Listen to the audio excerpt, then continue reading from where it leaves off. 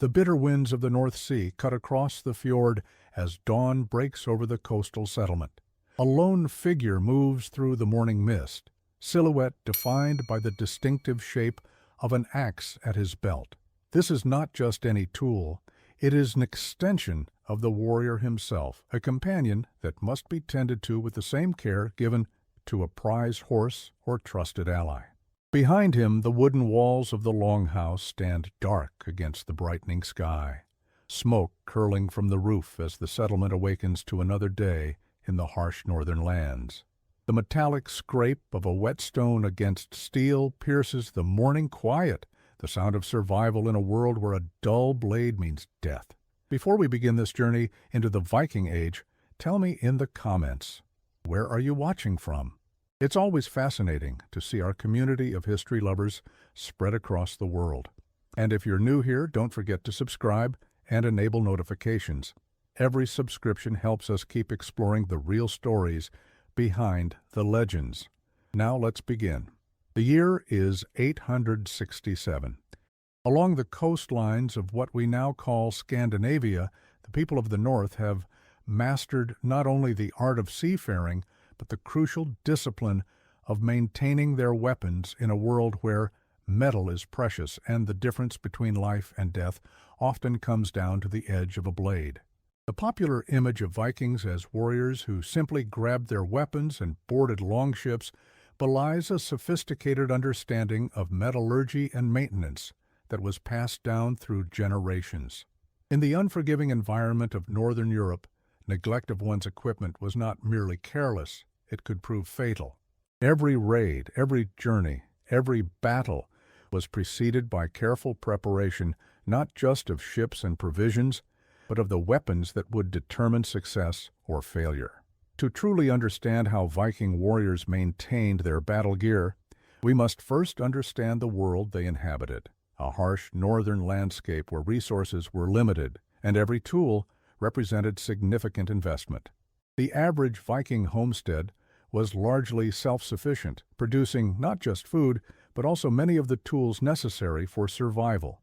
At the heart of this world stood the smithy, a sacred space where iron was transformed into the implements of war and daily life. The distinctive rhythmic ring of hammer on anvil would have been a familiar sound in any substantial settlement, a constant reminder of the importance of metalcraft to Norse society. Archaeological excavations at sites like Ribe in Denmark and Kopang in Norway have revealed the remains of smithies that served as both production centers and maintenance facilities for the weapons of the community. The Norse people saw iron not merely as a metal, but as something imbued with mystical properties. The process of forging was surrounded by ritual and reverence. The god Thor himself wielded Mjolnir, the mighty hammer, and the smiths of the Viking Age were seen as channeling divine power. Archaeological findings at sites across Scandinavia have revealed the remains of forges where weapons were not just created, but also maintained and repaired. These sites often contain slag, the waste material from ironworking, which analysis has revealed contains clues about the sophisticated techniques used by Norse smiths. Some excavated smithies contain evidence of offerings made before beginning work, suggesting that the maintenance of weapons had both practical and spiritual dimensions. What made Viking weapons remarkable was not just their design, but the quality of their construction. The swords, axes, and spears carried by Norse warriors represented the pinnacle of early medieval metallurgy.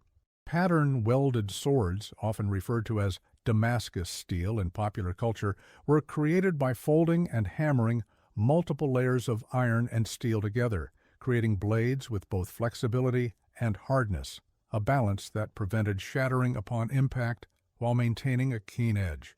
These weapons were not mass-produced, but individually crafted, each with its own character and qualities that the warrior would come to know intimately. Surviving examples display distinctive patterns in the metal, some resembling swirling water, others rippled like wood grain, testament to the smith's skill and artistry. The secret to maintaining these weapons began with their creation. Modern analysis of surviving Viking weapons has revealed that many contained steel with a carbon content comparable to modern tool steel. This was no accident. Norse smiths had developed techniques for controlling the carbon content of their iron, creating steel that could be hardened through careful heating and quenching. They understood through generations of practical experience that different parts of a weapon required different properties. The edge needed hardness for sharpness, while the core required flexibility to absorb impact without breaking.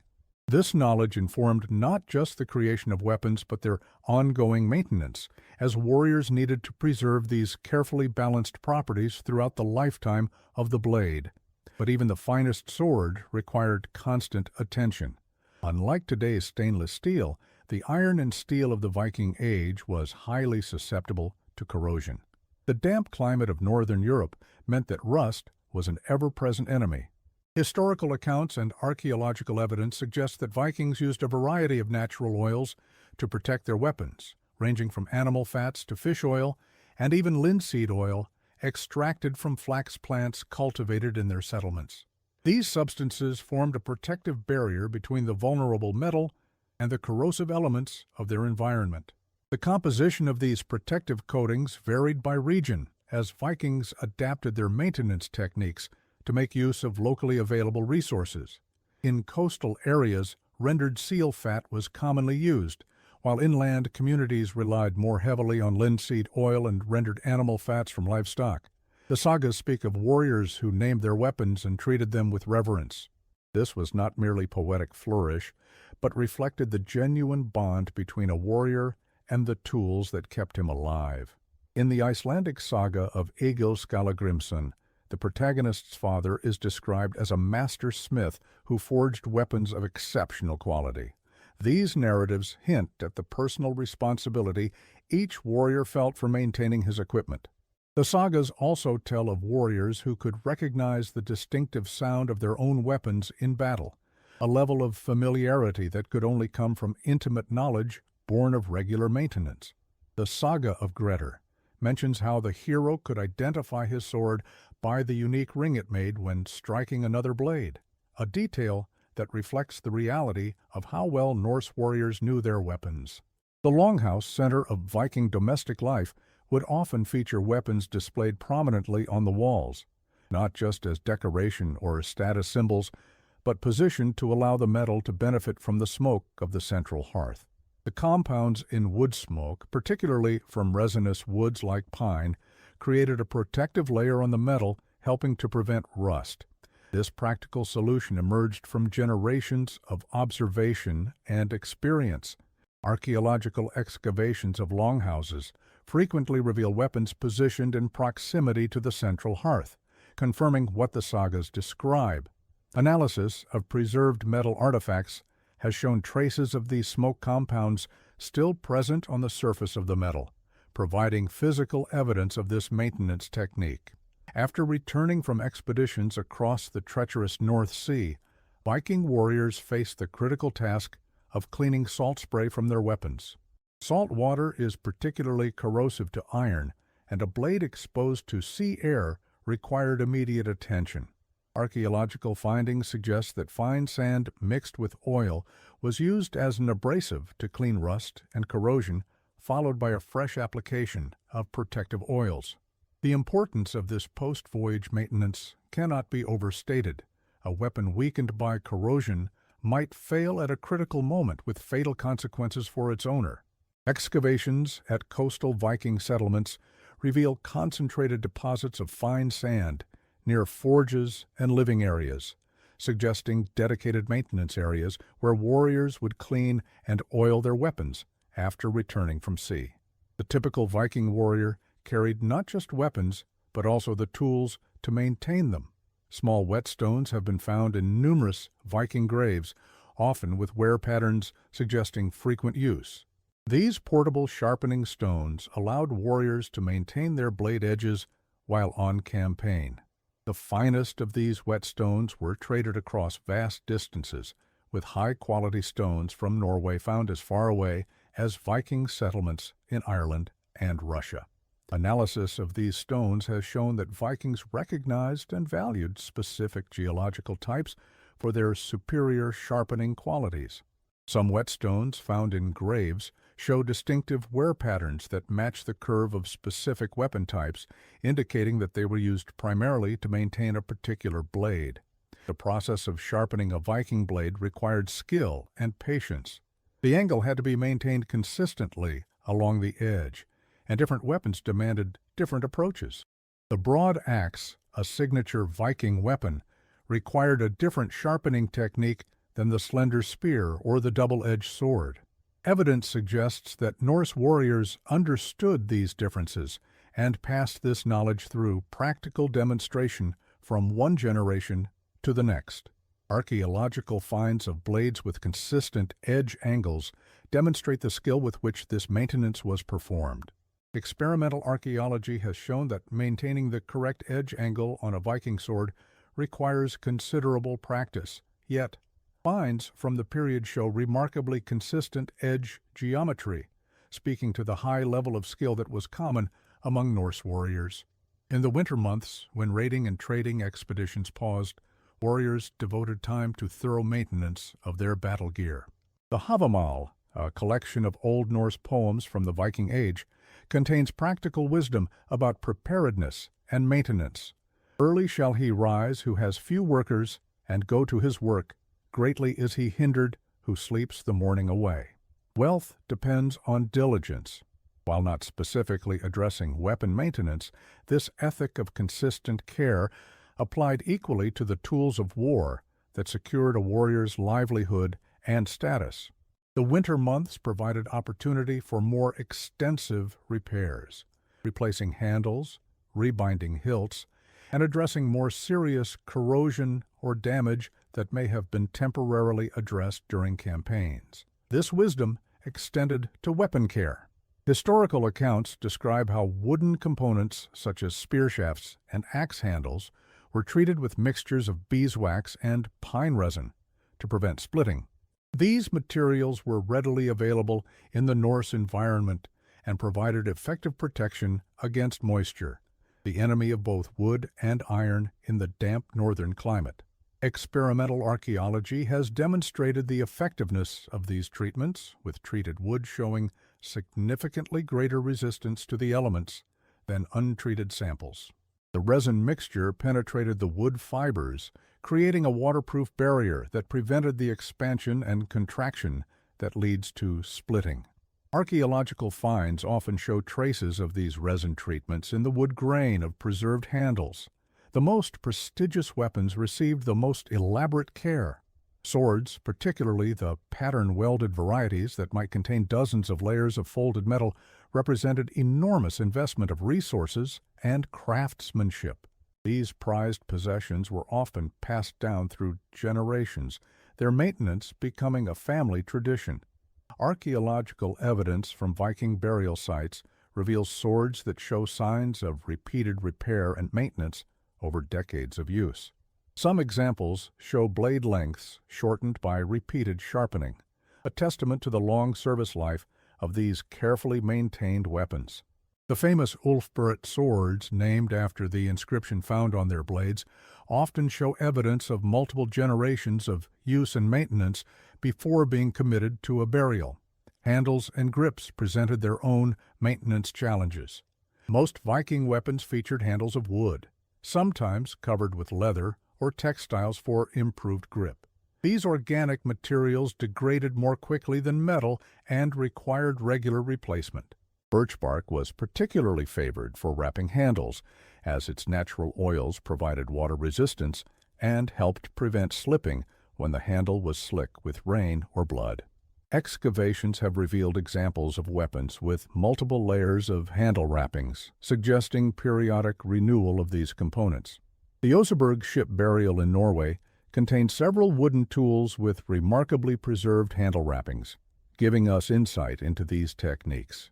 The mail armor worn by wealthy warriors demanded its own specialized maintenance routine. These interlocked iron rings required regular cleaning and oiling to prevent rust from forming at the connection points. Historical sources suggest that barrels of sand were rotated to clean mail shirts, with the abrasion removing rust before oil was applied. This process had to be repeated regularly, especially after exposure to salt water or rain. The labor-intensive nature of this maintenance helps explain why mail armor was a luxury that only the wealthiest warriors could afford, not just in its creation, but in its upkeep. Archaeological finds of mail shirts often show evidence of repaired sections where rings had broken and been replaced, indicating ongoing maintenance throughout the life of the armor. Viking helmets, contrary to popular depictions with horns, were typically simple, conical designs with nose guards. These required the same careful attention as other iron implements. The padding inside helmets, usually made of wool or linen, needed regular replacement as it absorbed sweat and degraded with use. Archaeological evidence suggests that warriors adapted their maintenance techniques to the specific environments they encountered across their vast trading networks. A helmet used in the humid conditions of the British Isles would face different challenges than one used in the frozen north of Scandinavia. The renowned Geirmundur helmet, one of the few complete Viking helmets ever discovered, shows evidence of repairs to the nasal guard and replacement of rivets, indicating that even these prestigious items required regular maintenance. In the trading centers like Hedeby and Birka, specialized smiths offered repair services for damaged weapons. These urban hubs became centers of technological exchange, where maintenance techniques from across Europe and beyond were shared and adapted.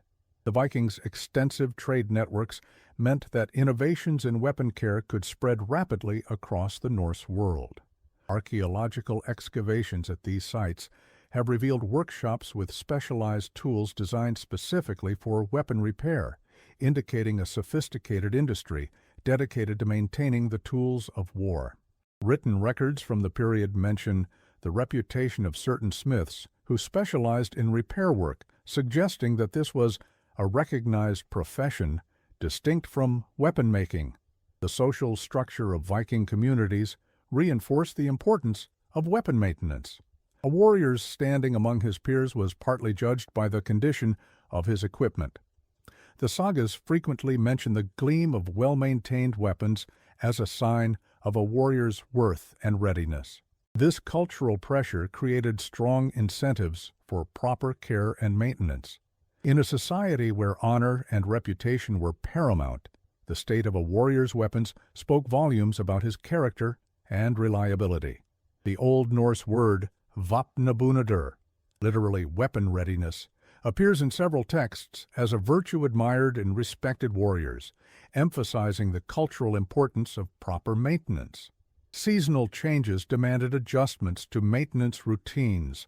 The extreme cold of Scandinavian winters could make metal brittle, while summer humidity accelerated corrosion. Archaeological evidence suggests that Vikings adapted their protective measures accordingly, applying thicker oils in winter and performing more frequent maintenance during the damp summer months. This seasonal rhythm of maintenance became integrated into the annual cycle of Norse life, as predictable as the sowing and harvesting of crops. The Landnámabók, or Book of Settlements, mentions how Icelandic settlers established specific times of year for weapon maintenance, coordinating this work with other seasonal activities. The spiritual dimension of weapon maintenance should not be overlooked. Many Vikings believed that properly maintained weapons carried favor with the gods. Runic inscriptions found on some weapons suggest that spiritual protection was considered as important as physical maintenance. These inscriptions, often invoking Thor or Odin, were believed to enhance the weapon's power and protect its owner in battle. Some weapons show evidence of regular cleaning around these inscriptions, suggesting that maintaining their legibility was considered important to preserving their protective power. The practice of blooding a newly forged or repaired weapon, ritually introducing it to combat, is mentioned in several sagas, indicating that maintenance had both practical and spiritual components. The quality of Viking weapons became legendary across Europe. Frankish sources mention the exceptional quality of northern swords, and there are accounts of such weapons being given as prestigious gifts between rulers. This reputation was not built solely on craftsmanship, but on the culture of maintenance that preserved these weapons in fighting condition for decades. A well-maintained Viking blade might remain in active use for generations, accumulating its own history and reputation alongside its owner. The Arab diplomat Ibn Fadlan, who encountered Vikings on the Volga River in the early 10th century, remarked on the exceptional quality and condition of their weapons, noting how carefully they were maintained. As Viking influence spread across Europe and beyond, their weapons encountered new challenges. The desert heat of Mediterranean raids, the humidity of Eastern European rivers, and the salt spray of Atlantic voyages all presented unique preservation problems. Archaeological evidence from Viking settlements in these diverse regions shows adaptations in maintenance techniques to address local conditions. This adaptability was a hallmark of Norse culture and contributed significantly to their success as explorers and settlers. Excavations at the Viking settlement of Lanceau Meadows in Newfoundland revealed maintenance tools adapted for use with local materials, showing how Norse warriors adapted their techniques to new environments. The raw materials for weapon maintenance were themselves valuable trade goods. Quality whetstones, particular oils, and specialized abrasives were transported along the extensive Viking trade networks. Archaeological evidence from shipwrecks has revealed cargoes that included these maintenance supplies alongside more obvious trade goods like silver and furs. This trade ensured that even Vikings settled far from their homeland could maintain their weapons according to traditional methods. Whetstones from specific quarries in Norway have been found throughout the Viking world, from Ireland to Russia, indicating the value placed on these specialized maintenance tools. The most common Viking weapon, the axe, required its own specialized maintenance regime. Unlike swords, which were primarily weapons, axes served dual purposes as tools and weapons. This meant that they required more frequent edge maintenance, as they dulled more quickly through regular use. Archaeological evidence suggests that warriors used different grades of whetstones for different stages of sharpening, beginning with coarse stones to establish the edge and progressing to finer grains to polish it. The final edge was often tested by shaving hair from the arm, a practice still used by modern bladesmiths to assess sharpness. The saga of Eric the Red mentions a warrior testing his axe edge in this manner before battle, a detail that rings true to the practical experience of edge maintenance. Shields, though not bladed weapons, required their own careful maintenance. The typical Viking shield was constructed of wooden planks covered with leather or linen and reinforced with an iron boss at the center. The organic components were vulnerable to rot and needed regular treatment with protective substances. Archaeological finds and contemporary accounts suggest that linseed oil and beeswax were commonly used to protect these surfaces. The iron boss and rim reinforcements required the same anti-corrosion measures as other iron implements. In coastal regions, shields were particularly vulnerable to the effects of salt spray, requiring more frequent maintenance. The painted designs that adorned many shields also needed renewal as they faded or flaked, a task that combined practical maintenance with cultural expression. Beyond the battlefield, the maintenance of everyday tools followed similar principles. The knives, fishing hooks, needles, and agricultural implements that sustained Norse communities were subject to the same corrosive forces as weapons and required similar care. Archaeological evidence suggests that households maintained a common set of maintenance supplies and tools, with everyone in the family participating in the care of the items essential to survival. The cultural emphasis on maintenance extended beyond weapons to encompass all the tools that made life possible in the challenging northern environment. The sagas occasionally mention women skilled in the maintenance of household tools, a reminder that this knowledge was distributed throughout Norse society, not confined to male warriors. Historical sources suggest that the knowledge of weapon maintenance was transmitted through formal apprenticeship as well as family instruction. Young men learning the warrior's craft were taught not just how to wield weapons, but how to care for them. This educational process typically began around age 12, when boys were first introduced to the responsibilities of manhood. Archaeological evidence from graves of adolescent males sometimes includes maintenance tools alongside weapons, suggesting that these skills were considered an essential part of the warrior's education.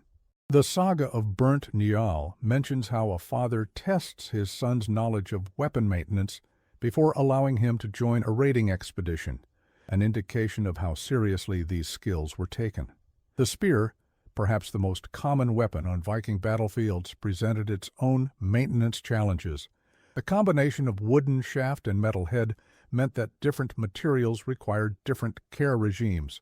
The junction between spearhead and shaft was particularly vulnerable, as moisture could penetrate this seam and weaken both components.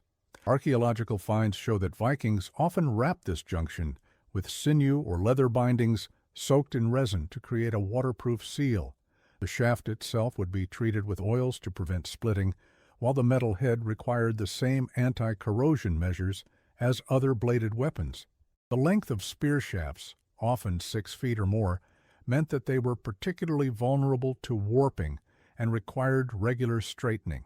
This was typically done by applying gentle heat and pressure, a technique still used by traditional craftsmen today. As we look at the archaeological record, we can see that Vikings who settled abroad adapted their maintenance techniques to new environments.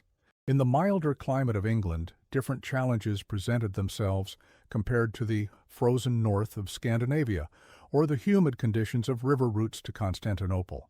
This adaptability was a hallmark of Norse culture and contributed to their success across diverse territories.